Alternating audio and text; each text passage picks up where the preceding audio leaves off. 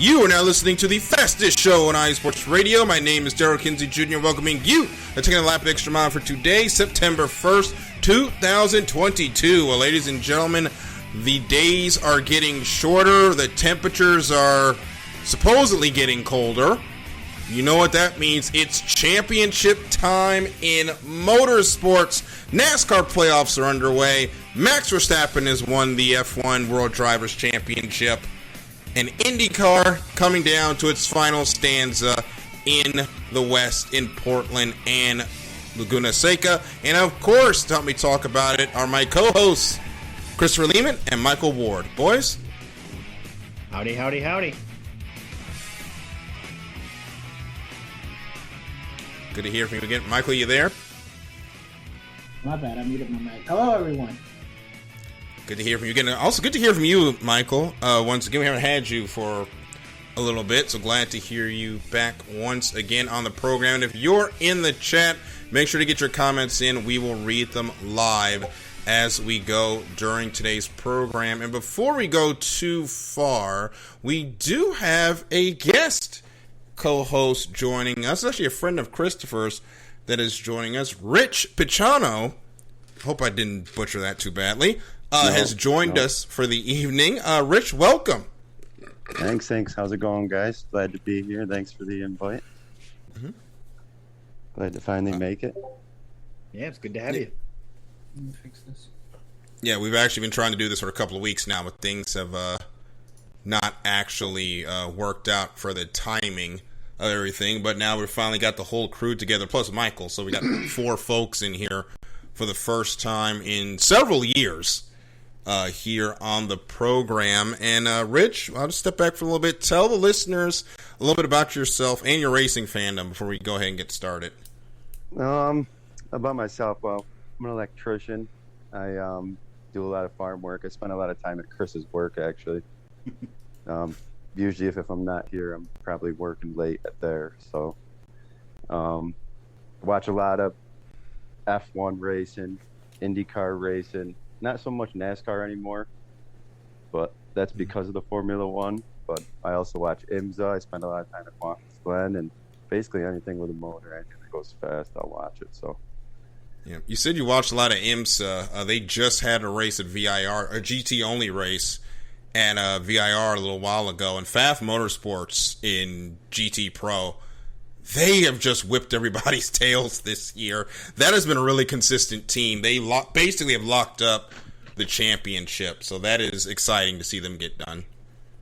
Yep, and I'll actually be at next weekend. I'll be at Watkins Glen for the Vintage Grand Prix. So I think Thursday, maybe I'll join you guys live from there. I'll see if I can get a spot up in the S's or something, and go from there.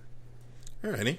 One more IMSA before we go. We got the GTP category coming next year with all the cool LMDH cars. Now, Michael and I have just been salivating over the 2023 season. Are you excited to see that class come in? Yes, I am. I'm excited for those cars to be. Knew the Porsche is going to be back finally. So yes, that's mostly what I'm excited for, is the Porsche to be back at IMSA in the pro. I'm jealous because you guys are going to be up there at Watkins Glen and get to see those live. We haven't had an IMSA race here since 2002, which I was actually at. That was a weird race, that Cadillac Grand Prix of DC, by the way.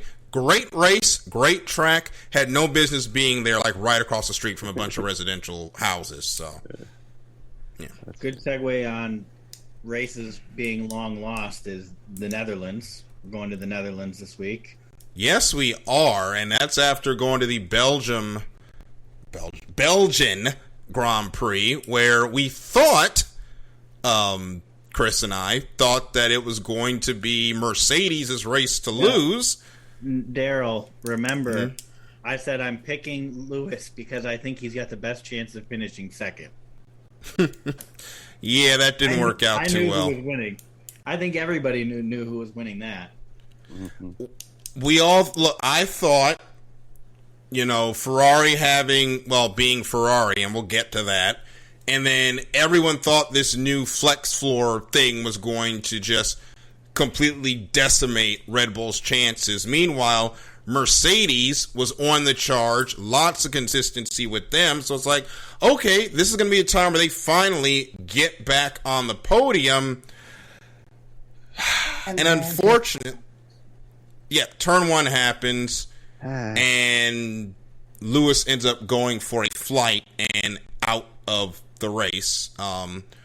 Russell still did Russell things, but at that point it was pretty well over. And it was just a bad weekend for Mercedes yet again. And as we go into the season, we go into the rapidly approaching post-mortem period, it was just a season where every time you thought Mercedes was going to turn it on, they just took a huge step back every single time. I don't really think they took a huge step back. I think it was more so Hamilton. I don't want to say lost talent, but he lost his awareness. Mm-hmm. Well, I think it comes down to, the mentality behind racing. They were dealing with. I think at this point, everybody's forgotten how bad the porpoising was to start the season off. And when you're, just picking Lewis out here, but it was spread throughout the field. But when you're porpoising so bad, you kind of lose it a little bit. I mean, you can only take so much of that beating. And since they've figured out the porpoising, which Mercedes did figure it out eventually, you've seen a completely different Lewis. And I mean, George has been kind of Mr. Consistent anyways. But, I mean, Mercedes coming into their own, I think had less to do with upgrades to the car and more about figuring out the porpoising, and then the drivers having more confidence in the car and just being able to perform So better. you think it's like they're trying to adjust their driving style to fit not having to compensate for porpoising? I think the car was just so uncomfortable to drive. It was one of those things that, like, you just want to get out of it as soon as you can. Like, you don't really enjoy what you're doing, and when you don't enjoy what you're doing, you just don't do it well. Mm-hmm. Yeah. So that's I kind of think that's. What's that? No, I'm kind of thinking that's what's happening with like Daniel Ricciardo. Well, no, McLaren. I literally read an article like this afternoon when I was getting the mail. McLaren said that they gave Daniel Ricciardo an inferior car at Spa. Like they're going to give him a bad car the rest of the season. That's dirty. They're shifting everything towards Lando, but the thing with McLaren is they've just made a terrible car just to start off with. They missed the mark of the of the midfield teams when it comes to making their car. And I heard Rich piping up, so I'm going to let him get in here for a moment. We've seen that at least with the top three teams, we'll start there. It really started off as Ferrari, then Red Bull, and then Mercedes, which is out to lunch. Red Bull has pulled ahead. We've seen what Ferrari's done, and Mercedes, they've been consistent, but for them, it's been consistently mid this season. So that's kind of what my question leans towards. So if that doesn't happen with Fernando and Hamilton on the first lap, are we having a different conversation here about Mercedes? We potentially could have a different conversation. Are we talking about how they're finally over the hill and they're on the, finish second? Because I think potentially like Hamilton, if he hadn't made contact with Alonso, I think he might have gone on to pass Sainz and potentially go on to win. But Max was like on a whole nother level that year. I think Max was still going. Max was. He was on a whole nother level. Yeah, Max was still going to win that race no matter what. He went from 14th to the lead in like 12 laps. He was going to win that race. I don't know what they did to that car. I think Lewis beats Sergio, and that would put him into second. So it would have probably been Max, Lewis, Perez, Sainz. Max, Lewis, and Perez. Lewis definitely. Yeah, I think. Podiums. Yeah, without a doubt, Lewis podiums. Does Lewis get a first place before the year's over? I don't think so. I don't think Not so. now. I don't know what If they I'm- put in that Red Bull, but yeah. If I'm Mercedes, my whole development budget's now going to 2023. That's what I think everyone should Agreed. go ahead and do. I think with Mercedes, they've got enough to secure second because Ferrari just cannot strategy to save their lives. I mean, this And- week... Go ahead, Michael, then I'll get into what they did this week. That's what I was hoping they would do over the summer break, but the news coming out was just really frustrating. Like, I was waiting for a change. I was waiting, like, how long the summer break? Like three? Not three It's months. basically the entire month of August. It's like 3 I weeks. was so that entire month, right? I was waiting for some sort of change, and I just heard nothing. And you guys remember what I said the last time I was on the show? I said if I don't hear anything, I'm done. So I'm actually done. Do we think... Welcome to Red Bull, Michael. Fuck no, get away from me. Do we think... Seriously, though, do we think Ferrari is just living in their own little world right now? They're stuck in the past. That's the They're like 80s NASCAR fans. They stuck in the past. Oh, God. yeah. No, I'm sorry to cut you off, Chris. If they were thinking any type of rationally or modernly like Red Bull think, they would have said, screw hiring in Italy, hire in Europe, hire a competent freaking strategy team, and we would have been having a totally different championship today. It might not have been a winning championship, but it might have been a good one. So, well, Ferrari did get new strategists during the break. Their names are Charles Leclerc and Carlos Sainz. Oh, my God. I remembered that on the radio. My girlfriend and I were watching the race, and they're sitting there asking the drivers what tire. They're basically giving Leclerc a rundown on the tires. The drivers should not be the strategists. You know what they are? Drivers. Mm-hmm. They drive the car. Rich, did you hear Leclerc when they're like, all right, Charles, box, we're going to go for fastest lap? And he goes, I don't think that's a good idea, but if that's what you want. And they're like, box.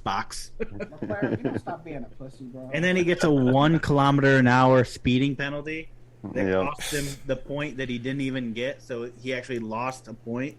And then he got re-overtaken by Alonso, then Russell, then he had to re-overtake Alonso. I hate Ferrari. Yeah, there's been a lot of bad calls. That's their season. Bad calls. That is their season. Great, amazing car, bad strategy, and now Verstappen has a damn near 90-point lead. WTF1 talked about this a couple before the break, and I completely agree with them when they said that. You give the Ferrari car to Mercedes, they would be leading this championship by 90 points right now. If Mercedes had Ferrari's car, they would be running away with the championship. That is how badly Ferrari has screwed this up. 100%. Yeah, it's honestly the team. It's not even the car or the driver. It's just the team, bro. I mean, it's definitely the team because they won't sit down and say, we have a problem and we got to fix it. Everybody over there is acting like everything's fine. Bonato's acting like it's fine. The strategists are acting like it's fine. That's because they got the Italian mafia sitting there pointing AKs at them, bro. Well, they're going to be pointing the AKs at them if they go into Italy in a couple of weeks and they blow the strategy. If Red Bull, if they do what they have done, strategy at the Italian GP, I'm just saying. If they do what they have done the rest of the season in Monza in a couple of weeks, they're going to get run out the building. They're not going to be let back in Maranello. Like, I'm making a Facebook event. I'm making a Facebook event, all right? Storming the Italian, storming Maranello Ferrari factory. It's like the storming Area 51 a couple of years ago. That's exactly what I'm meaning. So yeah, Richard, what? We got to. I want to bring Rich. The only thing we need to storm Ferrari are all the Kyles with Monster. Every Ferrari fan will storm Maranello. Richard, let me bring you in here for a moment. What do you think the storyline's going to be if we're sitting here in 2 weeks after Monza and Ferrari has made yet another strategy gaffe that cost them a race. And I'm not sure if, like you said, I don't know if they're going to be allowed to come back home to Italy when the season's over if that happens, especially with how strong their season started and how excited the fans probably were. Because, I mean, I'm not the biggest Ferrari fan, but when I seen Ferrari doing good beginning of the season, I was excited. And I'm sure that's good for Formula One, for Ferrari to be doing good. But it has, between the engine failures and the bad strategy, I don't know. They need to change something coming up this week, so we'll see. Everyone is low-key a Ferrari fan, but it's just like people want Ferrari to do well, and they don't. Well, Ferrari, and I kind of hated Ferrari in the early 2000s, but that was kind of when they made Rubens Barrichello pull over on the last corner in Austria to let Michael Schumacher win, which is absolutely ridiculous. But Formula One is better when Ferrari is doing well. I think we can all admit that, because Ferrari is Formula One. As much as it loathes me to say that, there's a reason they have a veto clause in the rules. They're the only team that has been here since the beginning. They are well woven into the fabric of Formula One. And to see them struggling when they had a car to make this an entertaining championship, it could be as worse. an outside, But I think we'll they get to still them have in a the car, minute. though. They still might have the cars, just... It's hard to tell with what they're doing. So one theory that I heard, and maybe it was on WTF1, maybe it was on Missed Apex, but with the regulations, basically you can't upgrade your power unit until 2026, but you can introduce reliability upgrades. So one theory is that Ferrari just went so stupidly overpowered, thinking like, okay, well, we'll just make it reliable as we go, and that maybe in the next 2 years you're going to see their engines extremely reliable, because the engine budget is literally unlimited, and that's how a lot of these teams are working developments in. And because I listened to the full podcast with Engine Mode 11, and basically your bigger teams that produce their own power units they're basically funneling money under the power unit program, because there is no cap on power units in the powertrain. So that's a way for them to R&D without having to claim it. So one theory is that basically Ferrari just set themselves up for like years 3 and 4, but years 1 and 2 are going to be garbage. And that's probably what Binotto's saying anyway, to save his skin.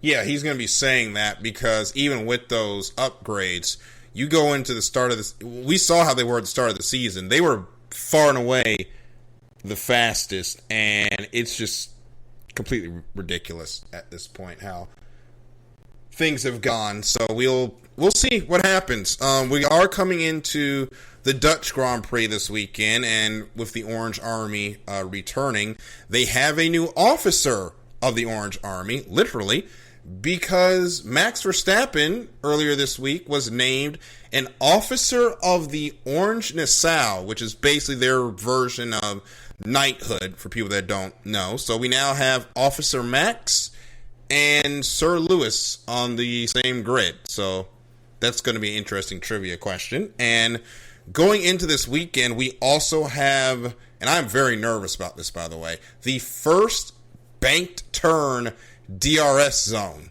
as the DRS zone at the Netherlands has been brought back into the final corner, which is basically a banked right-hander going on to the front stretch.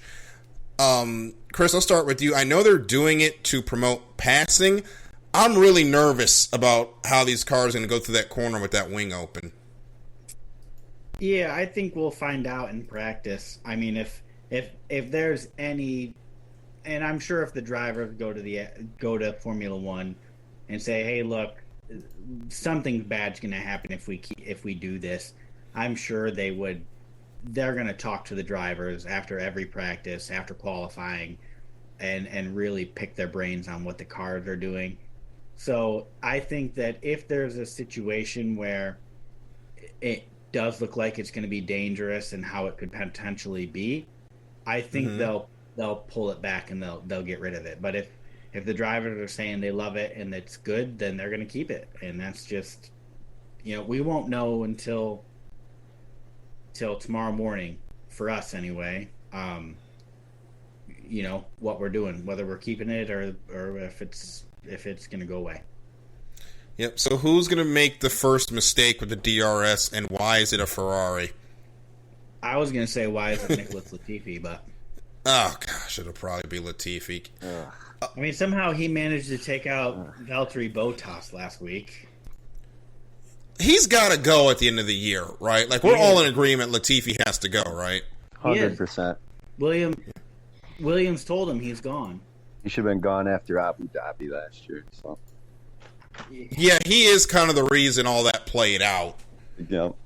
Man, he doesn't deserve as much hate as he got for that, but he doesn't. But he sucks. I like to give young kids the benefit of the doubt, but it's been a couple of years now with Nicholas, and he just hasn't improved.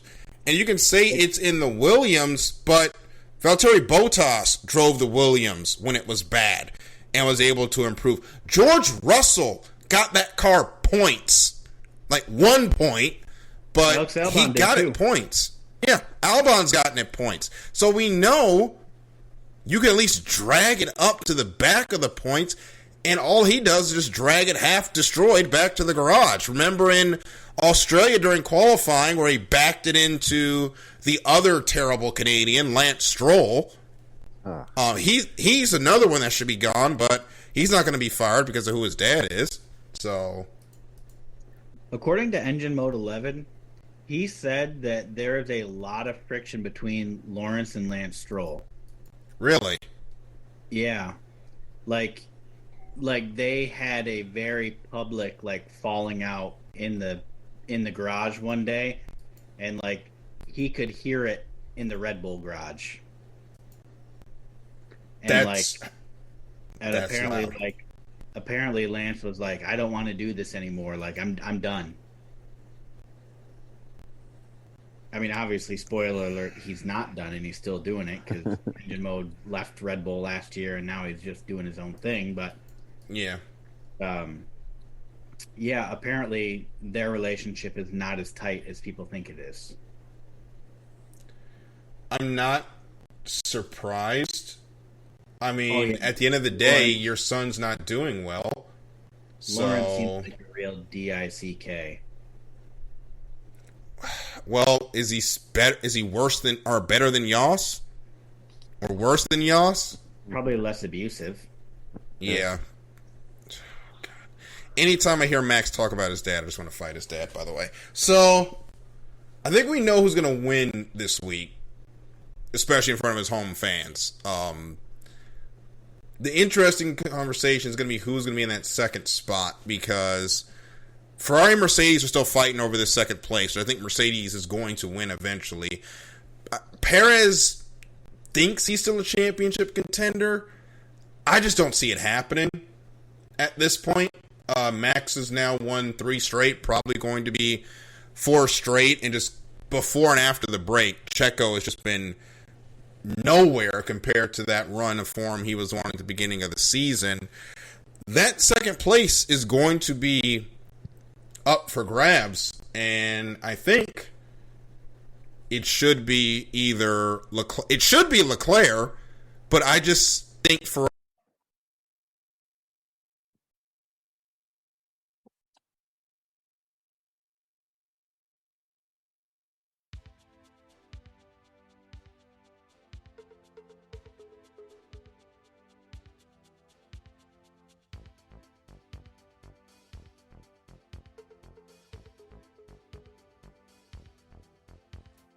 What's up, sports fans?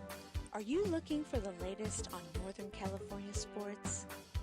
Then take a trip out west with me, your host, Gina G, on Reppin' the NorCal Sports, right here on IE Sports Radio, your direct feed for all that is sports. I'll be bringing it to you all the way live every Monday at 3 p.m. Pacific, 6 p.m. Eastern. And it's always a packed show. I'll bring you everything Dynastic 49ers, the bite of the San Jose Sharks, torture of the San Francisco Giants, the Golden State Warriors that we still believe. Then take you across the bay to the rise and grind of the Oakland A's. I've got you covered on college ball from the Cal Bears to the Stanford Cardinal, so that no matter what, reppin' in NorCal sports is always reppin' the Bay.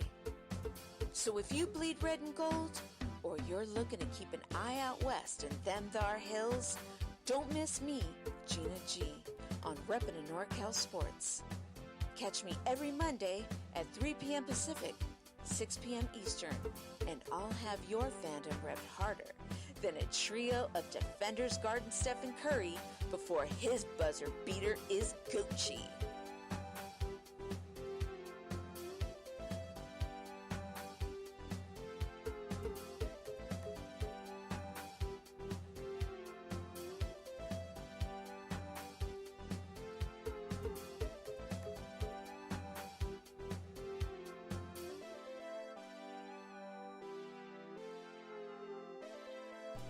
And we are back here. Apologize for the technical difficulties here in the Extra Mile here on iSports Radio. Your direct feed for all that is sports. Had a little hardware fault, but we have gotten that fixed. And we are back rolling. Going to finish up the Zandvoort conversation. This should be a fun track. The one issue that's going to make this from being that great of a race is this is a really narrow circuit.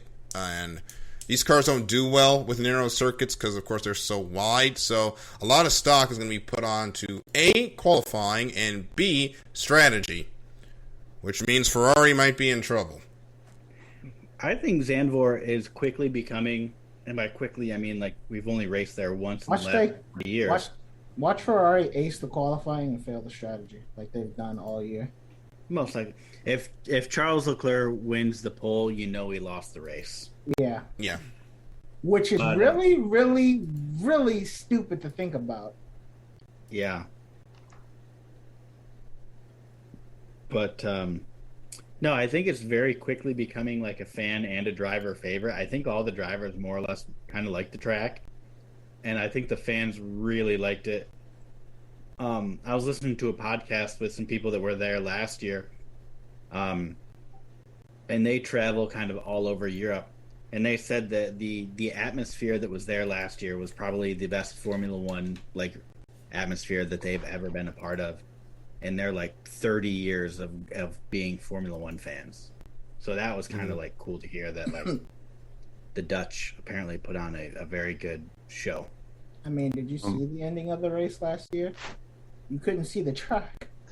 That was going to be my main complaint is that the orange smoke. Something's got to be done about that. I love the orange smoke.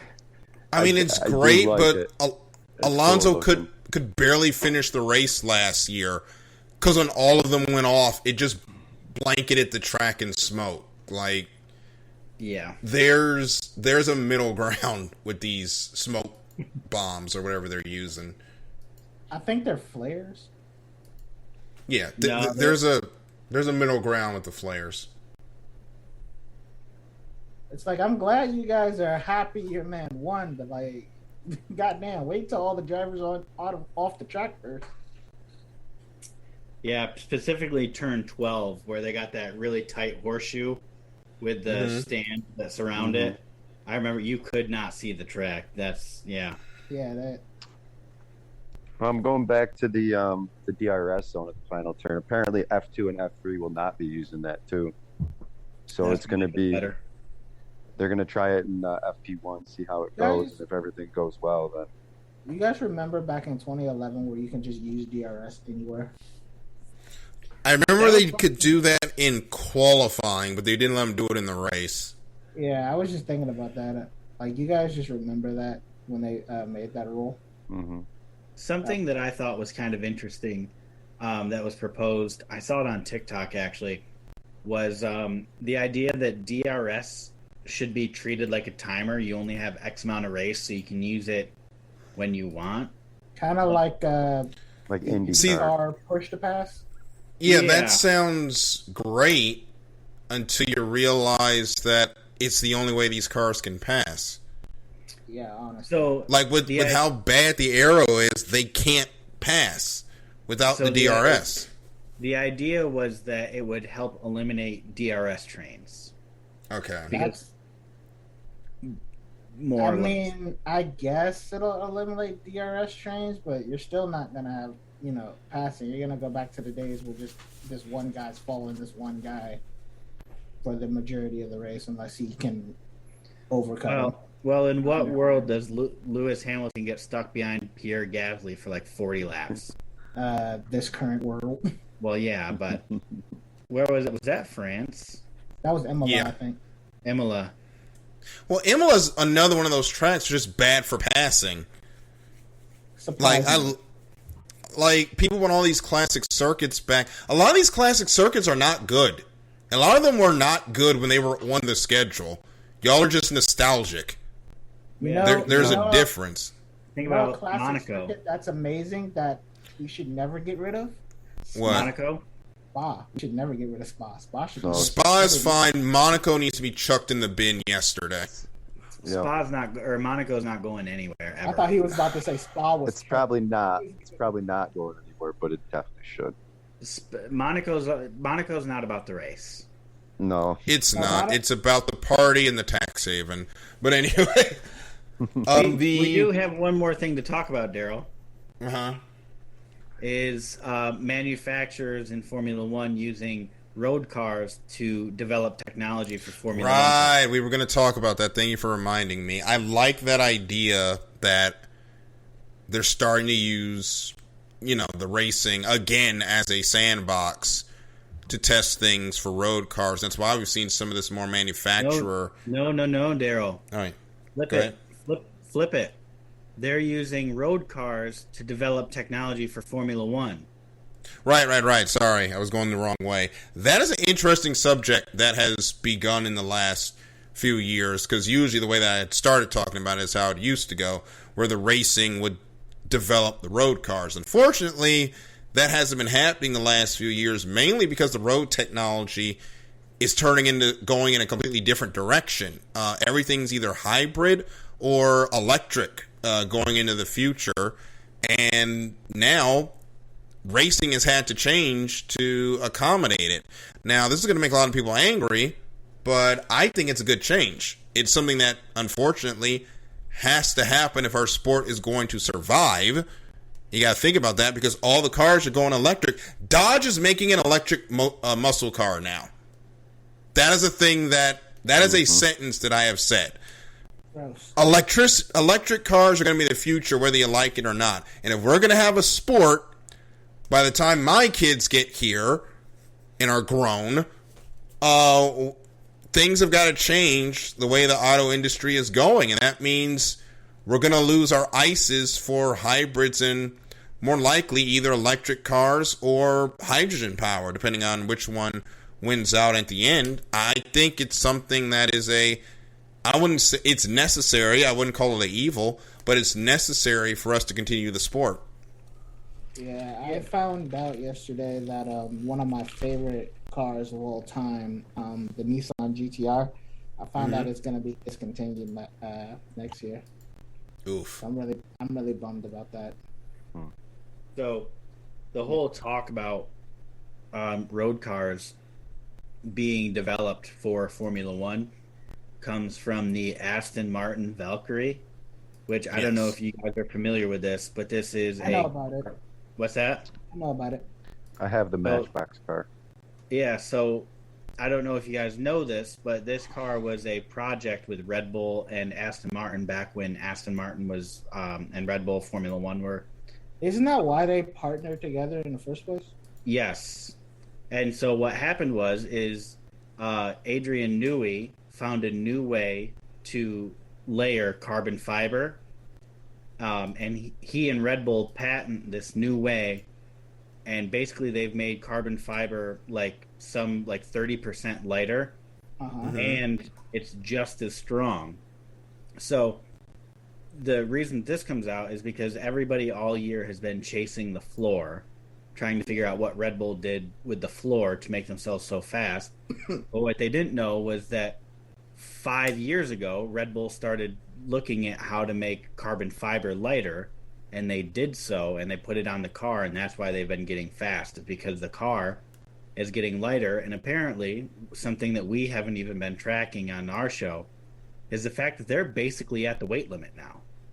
Mm-hmm. Like, they went from being like the most overweight car to, when they introduce this new monocoque, they're going to be at the weight limit.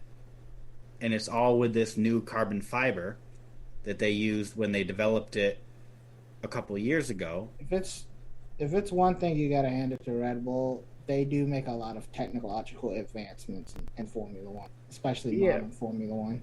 And I don't know if you guys know this. I mean, you guys do, but remember how this year Mercedes came out with the AMG 1, the Formula One inspired car that has DRS on it? Yeah. Right? I don't think you should give the average person DRS, but that's just me. But no. Think about it as a developing technology outside of the salary cap, right? Yeah, I can see that. So this is what I'm saying, and Daryl, this is kind of why I brought it up, is that look for these manufacturers to start making an F1 spec car that's very, like with the Mercedes, this car literally has DRS on it, right? Mm-hmm. This is now a testing ground to get around the rules. And this is why people like Red Bull, Ferrari, who have not announced a Formula One car yet, but probably will now. I think they really should. But look for people like Aston Martin. They're probably going to do another car because they're going to develop their technology outside of Formula One and then bring it in. You know who I think started this trend, honestly? But it was kind of the other way around. Red Bull in 2016. I was going to say Porsche, actually. That deal's falling through. Porsche and WEC made the 919, and what they were trying to do was they were trying to awesome car. Yeah, it's one of the greatest LMP1 cars ever made.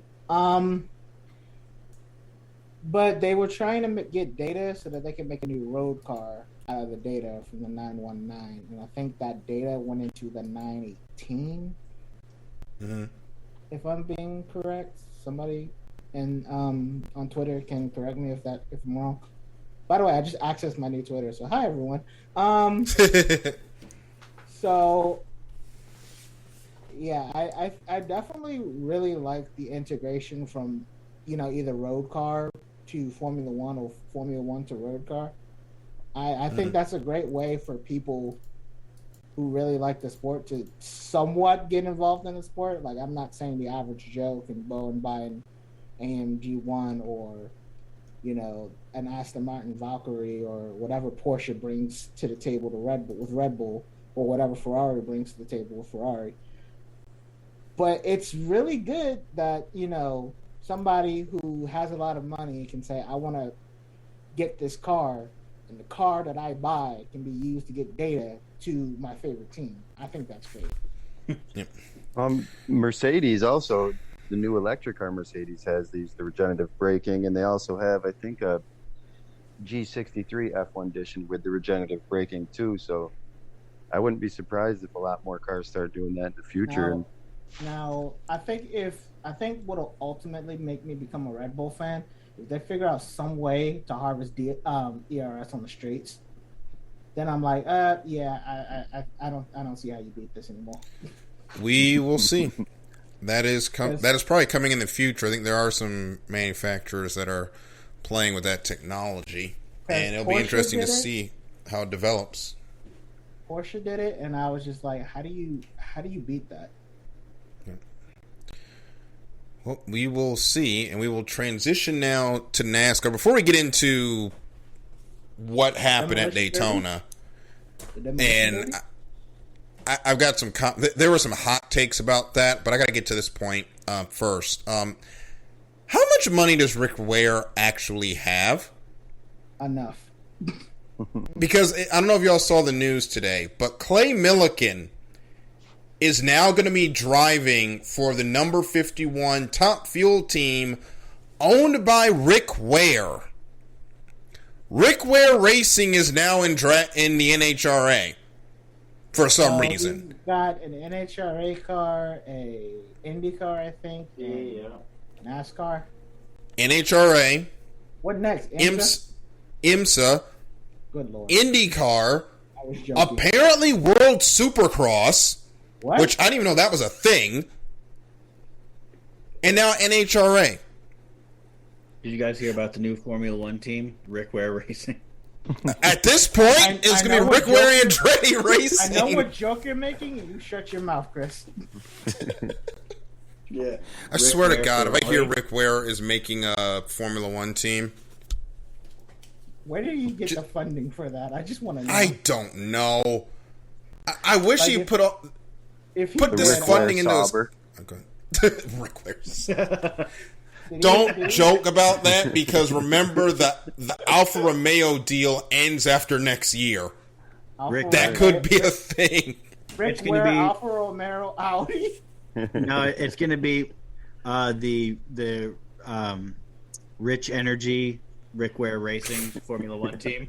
Oh my God. I hope they finish last every race. Oh boy. Look, I don't know what he's doing with the NASCAR team. I don't know what his game is, but more power to the dude for doing what he's doing. But, man, is it weird to see his NASCAR team runs like, 30th and 29th every week, but the man just keeps putting race teams together. I swear. I mean, he's passionate, I guess. Where's the money coming from? That's what I want to know. That's expensive sports.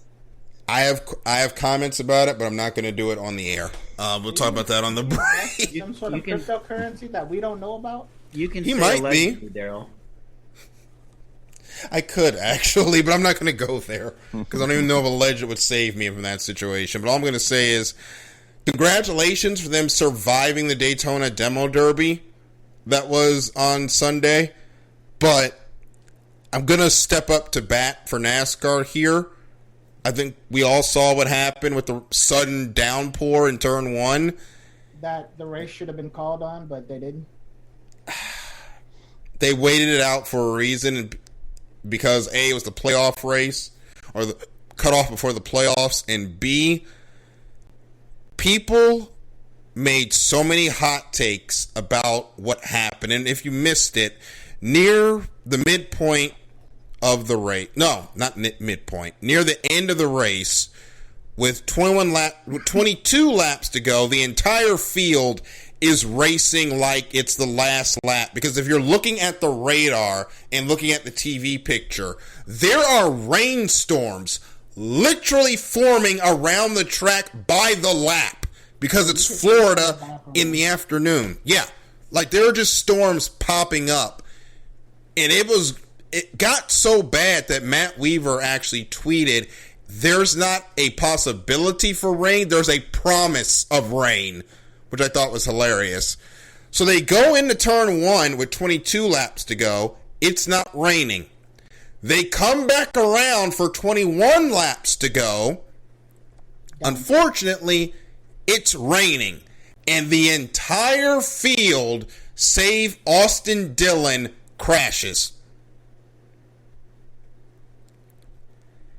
There were a lot of complaints about when the caution should have been thrown. I have been to Florida when it's like this. You have very little warning when that rain is coming, when it's starting to get like that. And that's exactly what happened here. Even though you could see the cloud, it was a different storm that formed over the track and caused that rain shower. And the problem is, in Florida, it can be not raining in a minute, and the next minute, you're getting doused.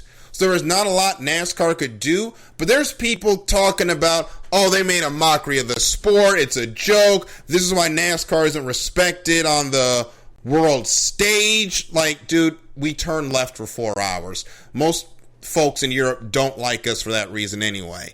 Like, all sorts of the hottest NASCAR takes you will ever hear. And I gotta say, people, every time a EIRI situation happens is not the death of NASCAR's credibility. Can we please calm down? No.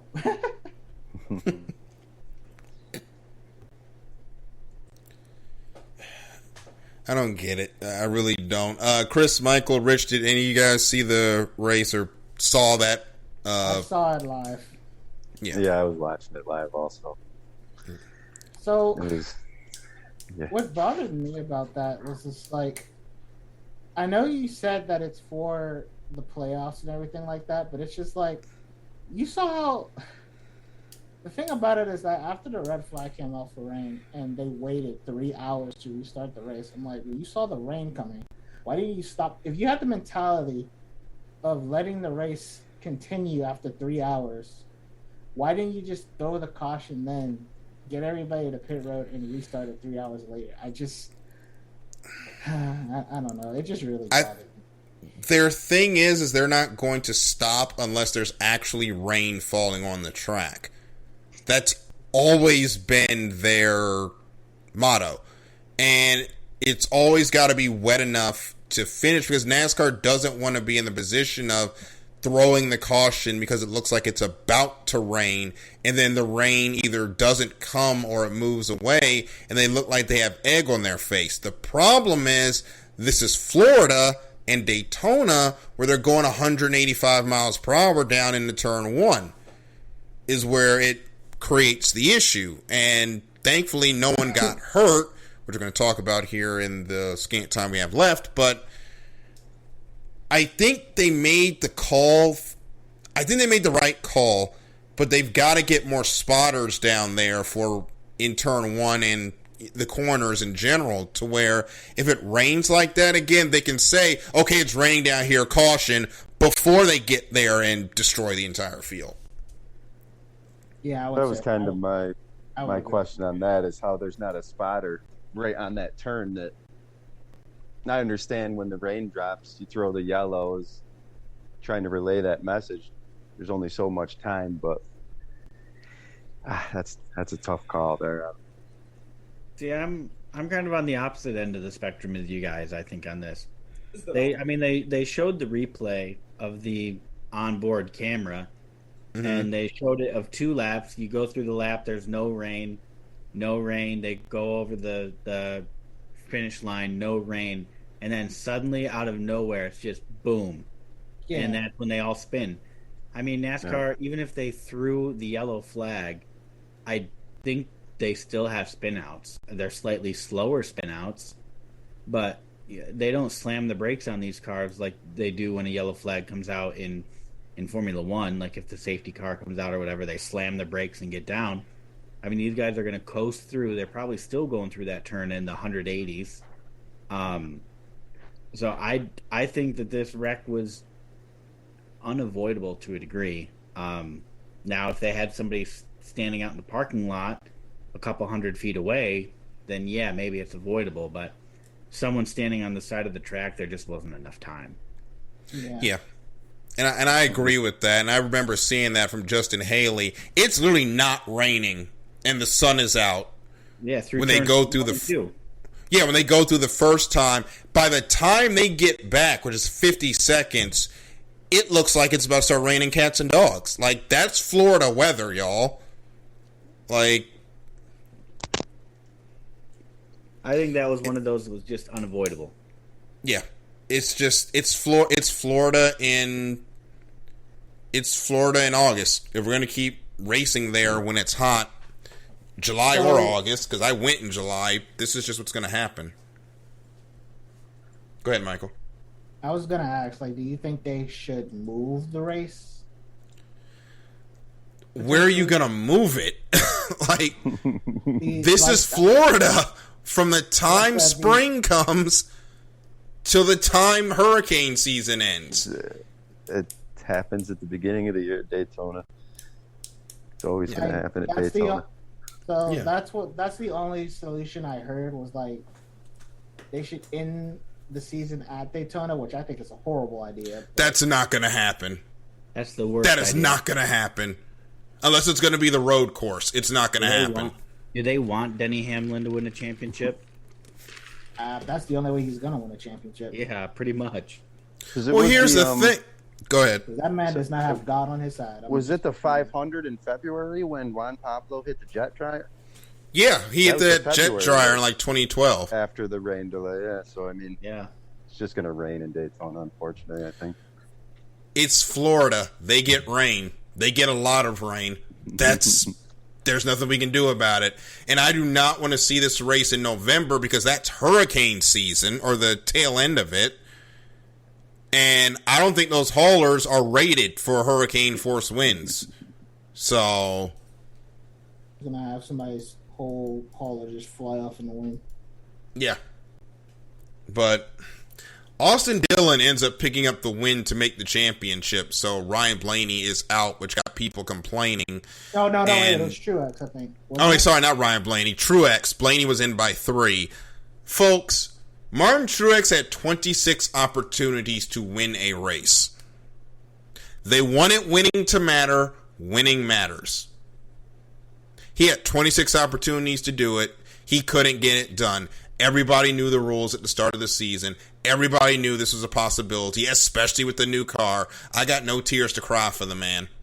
He was third in the regular season points. If this was the regular or the old system, we wouldn't be talking about Martin Truex Jr. as a championship contender because Chase Elliott was leading by like 150 points. So unless Elliott was just not going to show up the rest of the year, he was going to win the championship. So that's all I got to say about that. But what do you guys think about Austin Dillon? What do you think about his chances in the playoffs? Austin Dillon is literally the only driver that I can say that I actually hate. I don't know why.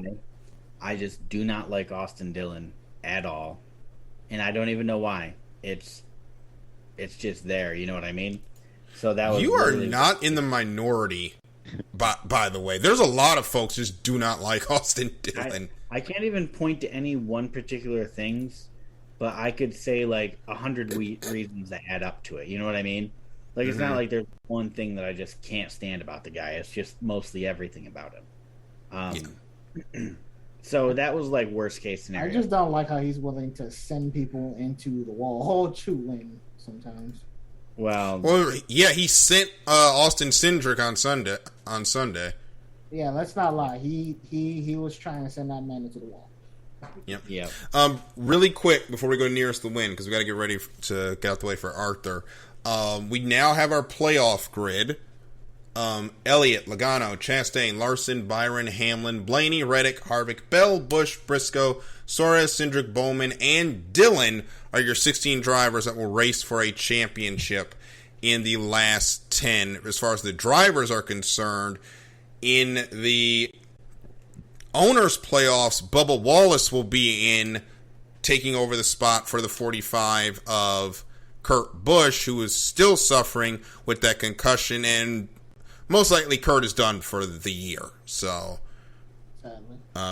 Godspeed to Kurt, and hopefully he has a quick recovery. Quickly, who do you think, who's your first 4 out in round 1? I need to pull up the list to be in front of me. Okay, while you guys pull the list, I'll give mine. I think Dillon is 16th. He's going to be 16th. I mean, I just don't think he's got the speed and the consistency to get through these next three races. I'm going to put Bowman in that category as well, even though he did win earlier this year. Him and Byron have just had down seasons outside their wins for whatever reason. Looking through this list, I don't want to just say the bottom 4 are going to be down there, but I think William Byron is also a driver that I think we're not going to see go on to round 2. And Austin Cindric, he won the Daytona 500 and has done nothing since. So those are the 4 that I think are not going to make the playoffs. Or make round 2, sorry. So let's see. Mine. I'm gonna go with Harvick.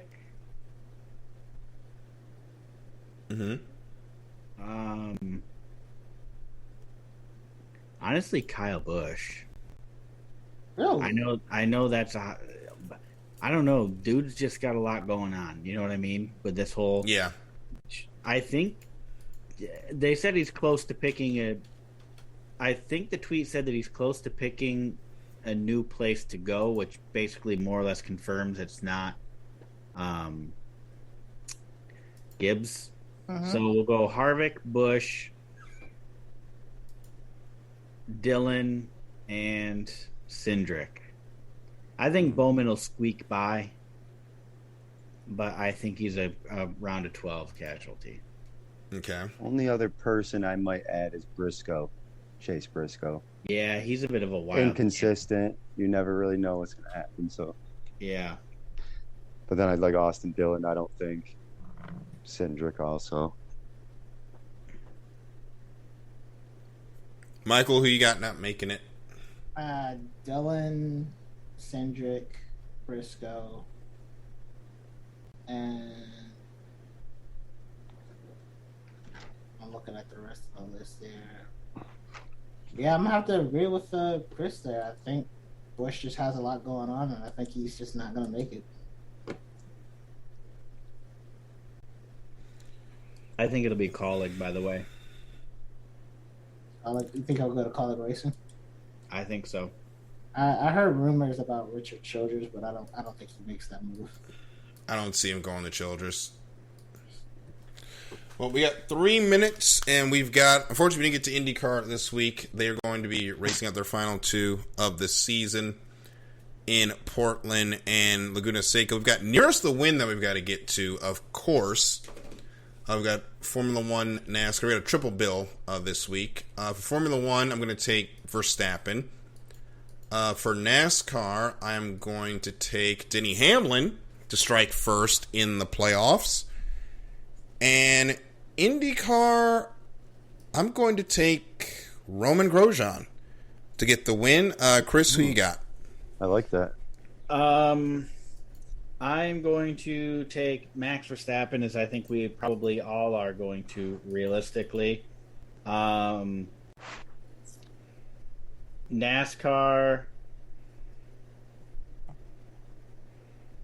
I'm going to take Joey Logano. Okay. He gave Willie B the old chrome bumper this spring and won it, and I think he'll get it done again. And then IndyCar, I'm going to say Newgarden. Mm-hmm. Do you know who I picked last time? I do not remember. Okay. So if I'm either going to pick Newgarden's choice 1, and if I picked him last time, where were we last time? We were on the Oval. We were at Gateway. Okay, I picked Scott McLaughlin. So Joseph Newgarden for me this week. And that's my 3. Okay. Michael, who you got? Well, we'll go Michael, then Rich. So for NASCAR, I think I'm gonna go with I want to say Blaney, but he hasn't won all year. So I'm gonna go with Hamlin. He does well at Darlington sometimes. Formula. We're going to Formula One this weekend, right? Zandvoort, yeah. I don't want to Just jinx. picking. I don't want to jinx Verstappen, even though I think he's the golden child. So, fuck it, I'll pick Verstappen. IndyCar, I'm going to go with Dixon. I don't know, I like Dixon, so why not? I think you Rich, picked quick. it last time, Daryl, right? Let's see. Let's go NASCAR. NASCAR, I'm gonna go Kyle Larson. IndyCar, I think I'm gonna go repeat Alex Palou. I think he won last year in Portland. Is that where we're going this weekend, Portland? Yes, Portland. Yeah, I think Alex Palou, and then I'm gonna have to say Max Verstappen. As much as it pains me to say that, but I think he will be winning this weekend in the Netherlands. Yeah, like I said, I don't know what they put in his car, but that thing is fast. Yep.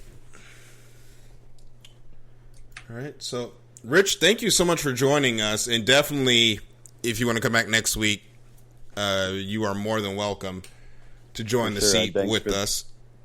Thanks for the invite, guys. I appreciate it.